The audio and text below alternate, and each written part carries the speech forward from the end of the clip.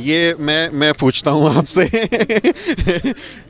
ये मैं सवाल आपसे पूछूंगा कि पुलिस के पास जाते हैं तो किस तरह का व्यवहार होता है, लोग किस तरह की धमकियाँ देते हैं, और फिर जैसे जातिवाद का कोई खबर है तो जो उत्पीड़न करने वाले लोग हैं कभी कभी वो भी आपके दुश्मन बन जाते हैं। जय भीम साथियों, मैं हूं रोशन कुमार और अभी इस वक्त देख सकते हैं हमारे पीछे एक बोर्ड जो लगा हुआ है, मीडिया ट्रेनिंग एंड वर्कशॉप 17 और 18 दिसंबर 2022 को न्यू दिल्ली में इसका आयोजन किया गया। और इसका जो ऑर्गेनाइज किए हैं the news week the Sudra के फाउंडर सुमित सर है। इनसे हम बात करेंगे कि आखिर जो इस आयोजन का मेन मकसद क्या है, मोटिव क्या है और इसका क्या रिजल्ट रहा। सबसे पहले सर, ये 2 दिन का जो आयोजन हुआ, मतलब कैसा ये हुआ, किस तरह से? मेरे लिए बहुत अच्छा रहा और जितनी मुझे उम्मीद थी उससे बेहतर हुआ। जो हमारी आशंकाएं थी कि कहीं कोई गड़बड़ी ना हो जाए आयोजन में, और द न्यूज़ भी क्योंकि अकेला ही इवेंट को स्पॉन्सर कर रहा है और चीज़ें देख रहा था, तो थोड़ी सी एक आशंका थी कि कहीं कुछ गड़बड़ ना हो जाए, खाना कम ना पड़ जाए, अरेंजमेंट कम ना हो, कुर्सियाँ कम ना रह जाएं। लेकिन जो थोड़ी बहुत कमियां रही होंगी उसके बावजूद भी हमारे लोगों ने बहुत प्यार दिया और सब ने आपस में अरेंजमेंट्स करने में भी कहें कि चीज़ें, किसी को चेयर यहाँ से लगानी है तो लोगों ने मेहनत किया, डेकोरेशंस में भी मदद की, तो मिल के एक साझा आयोजन हुआ। और किसी शादी ब्याह में जैसी रौनक होती है वैसा ही ये आयोजन था। और अक्सर हम देखते हैं कि हमारे समाज के लिए इतनी बुरी खबरें आती हैं, मारपीट की, हिंसा की, ब्रूटैलिटी बहुत होती है, बहुत डिस्टर्बिंग विजुअल्स होते हैं, उनको देख देख के इतना परेशान हो जाते हैं, कभी कभी नींद भी नहीं आती है, दवाई खा के सोना पड़ता है। तो ऐसे खबरों के बीच में जब हम रहते हैं तो बहुत बार हमारी मेंटल हेल्थ भी डिस्टर्ब होती है, हम बहुत मानसिक तौर पे भी परेशान होते हैं। तो ऐसे में जब हम मिलें एक दूसरे से, अनुभव से देखें कि अरे इनके पास तो बहुत अनुभव है, ये स्ट्रगल कर रहे हैं, इनकी इंस्पायरिंग स्टोरी है, तो हमें, मुझे लगता है ऊर्जा मिलती है, हमें एनर्जी मिलती है, एक दूसरे से सीखते हैं ताकि हम और बेहतर काम कर सकें उस दौरान जो उत्पीड़न की खबरों को करते हुए भी। तो मिले, बहुत अच्छा लगा, एक दूसरे से बहुत एनर्जी ली और एक दूसरे के साथ तालमेल की भी कोशिश हुई कि कोलैबोरेशंस किए जाएं, आपस में कुछ सिनर्जीज पर काम किया जा सके। ट्रेनिंग्स, हमारे जो जर्नलिस्ट बैकग्राउंड के बच्चे नहीं हैं उनको कुछ सीखने को मिला होगा। तो मुझे लगता है कैसा रहा ये तो आप बेहतर बता सकते हैं क्योंकि आप लोगों ने ट्रेनिंग अरेंज की है। मेरे हिसाब से एक ऑर्गेनाइज़र के तौर पे जो मैं कर सकता था, मैं खुश हूँ अपने काम से। अच्छा, और यहाँ पे जो ट्रेनिंग हुआ उसका सर्टिफिकेट भी दिया जा रहा है और है ना, एक ऑर्गेनाइजेशन से भी जोड़ने की जो है बात हुई, तो उसका क्या है पूरा फंडा, वो भी बता दीजिए। सर्टिफिकेट इसलिए है कि अब बहुत सारे लोग जर्नलिस्ट नहीं हैं, जैसे कल 100 से ज़्यादा हमारे यूट्यूबर थे जो उसमें हमारे मीडिया ट्रेनिंग सेशंस में आए थे, लेकिन जब मैंने पूछा कि आप लोग कितने जर्नलिस्ट हैं तो सिर्फ 5 लोगों ने हाथ खड़ा किया था जो जर्नलिस्टिक बैकग्राउंड से, यानी जिन्होंने पढ़ाई की होगी या कोई डिग्री सर्टिफिकेट किया होगा। तो सब के सब नॉन जर्नलिस्ट बैकग्राउंड के, लेकिन जर्नलिज्म का काम कर रहे हैं, माइक लेके और मोबाइल लेके सब काम कर रहे हैं। तो वो ट्रेनिंग इसीलिए उनके लिए था ताकि वो यहाँ से सीखें कि कैसे बोलना है, रिपोर्टिंग कैसे करनी है, रिसर्च कैसे करनी है, एंकरिंग कैसे करनी है, वीडियो एडिट कैसे कर सकते हैं, थंबनेल आप कैसे बना सकते हैं। तो एक वोकेशनल ट्रेनिंग उनके लिए था ताकि वो उनका काम बेहतर कर सकें, और इसीलिए वो सर्टिफिकेट भी है कि इन्होंने 2 दिन की मीडिया ट्रेनिंग ली है, यानी उनको एक चीज़ मिल गई कि हाँ हमने काम किया है। अगर उनके ऊपर कोई सवाल उठाता है, ये क्या कर रहे हो, ये क्या कर रहे हो, तो दे कैन शो इट कि हाँ हम लोग मीडिया ट्रेनिंग लेके आए हैं, 2 दिन का ही सही लेकिन हमने लिया है, हम कुछ सीख के आए हैं, उसको हम ट्रेन कर रहे हैं। तो वो उनको दिखा भी सकते हैं और उनके पास एक अचीवमेंट है, उनको अच्छा लगेगा जब वो देखेंगे कि हाँ हम मीडिया यूट्यूबर मीट में गए थे, वहाँ पर हमको जो है सर्टिफिकेट मिला है, तो फील गुड भी होगा।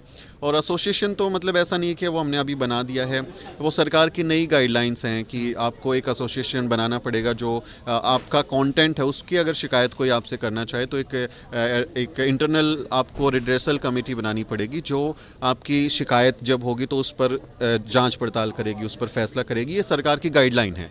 तो वो रिड्रेसल कमेटी बनाने की तरफ काम था, पिछले यूट्यूबर मीट में ही सुझाव था वो, तो उसको अभी रजिस्ट्रेशन के प्रोसेस में वो है।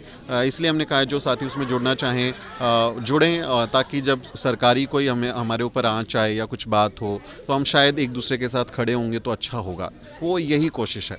अच्छा, ये जो अभी जो ऑर्गेनाइज हुआ है बहुजन यूट्यूबर मीट 2022, ये ऑल इंडिया लेवल पे हुआ, क्या इस तरह का जो आयोजन है स्टेट लेवल पे भी होना चाहिए? क्योंकि बहुत से ऐसे हैं हमारे जर्नलिस्ट या यूट्यूबर कहें जो कि फाइनेंशियली वीक होने के कारण यहाँ पे नहीं पहुँच पाते हैं, है ना, तो ये स्टेट लेवल पे भी होना चाहिए। बिल्कुल होना चाहिए। मैं तो चाहूँ कि ज़िला लेवल पे होना चाहिए, क्योंकि हमारे जो लोग हैं वो वहाँ ज़्यादा मेहनत कर रहे हैं और उनके सामने चुनौतियाँ ज़्यादा हैं।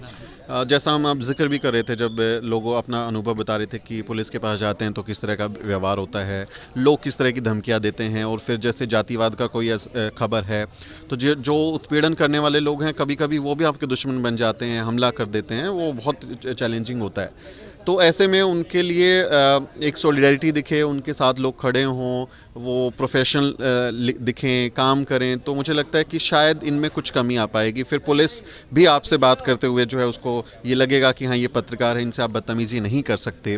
तो वो होना तो चाहिए, लेकिन आप जानते हैं हम लोगों के पास फंड्स वगैरह होते नहीं हैं। यूट्यूब फेसबुक कितना देता है आप खुद जानते हैं, आपको कितना रेवेन्यू आता होगा।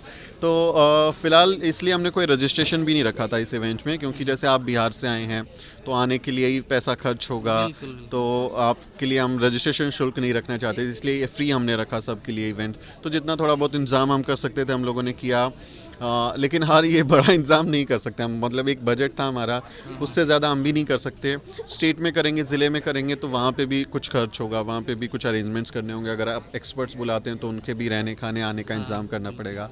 अगर कभी फंड्स हुए तो करेंगे नहीं तो कभी अलग अलग। हाँ, ये हो सकता है कि जैसे इस बार दिल्ली में किया, अगली बार बम्बई में करें, अगली बार कहीं हम पटना में करें, ये हम कोशिश कर सकते हैं। अब पिछले 2 साल जो हुआ वो ऑनलाइन इवेंट रहा, इस बार ऑफलाइन हुआ है ना, क्या दोनों में मतलब कि चेंज दिखा और इसका रिजल्ट क्या होने वाला है? ये मैं पूछता हूँ आपसे ये मैं सवाल आपसे पूछूंगा, क्योंकि मैं तो दोनों में ही ऑर्गेनाइज़र था, तो मैं दोनों में लगा हुआ था।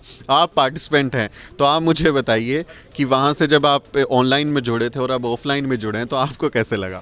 ऑनलाइन में जब जुड़े तो सिर्फ इन्फॉर्मेशन हम ले रहे थे और दे रहे थे, एक इंजॉयमेंट वो नहीं था, और फिजिकली हम लोग मिल नहीं पाए थे, जो है ना, एक दूसरे से फेस टू फेस एकदम जान पहचान हो, गले मिले, हाथ मिलाएं, एक साथ खाना खाएं, थोड़ा सा इंटरटेनमेंट भी हुआ, और थोड़ा सा है ना कि ब्रेन जो मूड होता है हम लोगों का, खबर से तो ऑलरेडी हमारा जो हमारे समाज पे जो शोषण हो रहा है उससे हम लोग खुद डिस्टर्ब रहते हैं, लेकिन यहाँ आने के बाद थोड़ा सा जो है एनर्जी मिली और थोड़ा सा एंजॉयमेंट आया, और मतलब हल्का हुआ ब्रेन, है ना। तो यही मुझे भी लगा ऑफलाइन और ऑनलाइन में अंतर जो आप बता रहे हैं, मेरा भी वही अनुभव है। Thank you.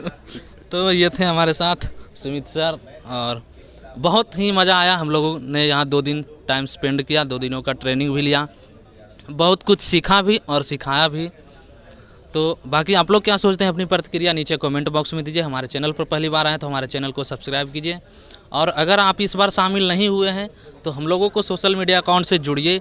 नेक्स्ट टाइम जब भी इवेंट होगा, हो सकता है आप लोग भी जुड़ सकते हैं, आप लोग इस इवेंट में शामिल हो सकते हैं। इसके लिए आप लोग जुड़िए। अगर कहीं आप काम कर रहे हैं सोशल मीडिया पे तो आप लोगों के लिए ये एक बेहतर मौका मिल सकता है आने वाले समय में।